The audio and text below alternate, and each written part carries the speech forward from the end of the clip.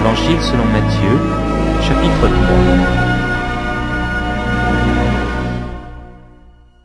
En ce temps-là parut Jean-Baptiste, prêchant dans le désert de Judée.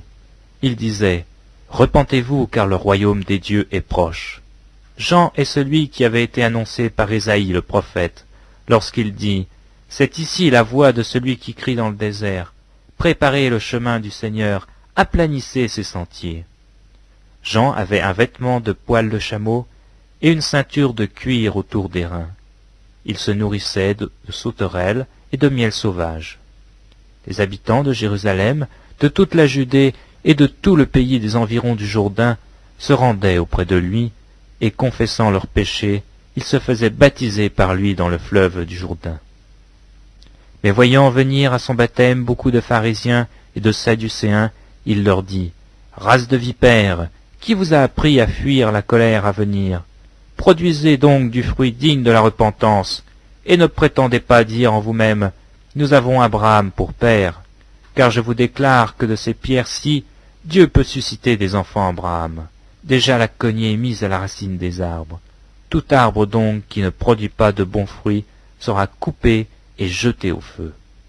Moi, je vous baptise d'eau, pour vous amener à la repentance.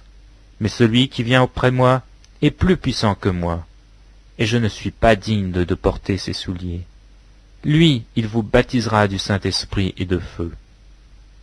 Il a son vent à la main, il nettoiera son aire, et il amassera son blé dans le grenier, mais il brûlera la paille dans un feu qui ne s'éteint point. Alors Jésus vint de la Galilée au Jourdain vers Jean, pour être baptisé par lui. Mais Jean s'y opposait, en disant, « C'est moi qui ai besoin d'être baptisé par toi, et tu viens à moi ?» Jésus lui répondit, « Laisse faire maintenant, car il est convenable que nous accomplissions ainsi tout ce qui est juste. » Et Jean ne lui résista plus. Dès que Jésus eut été baptisé, il sortit de l'eau.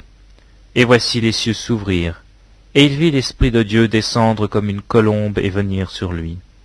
Et voici une voix fit entendre des cieux ces paroles, « Celui-ci est mon Fils bien-aimé, en qui j'ai mis toute mon affection. »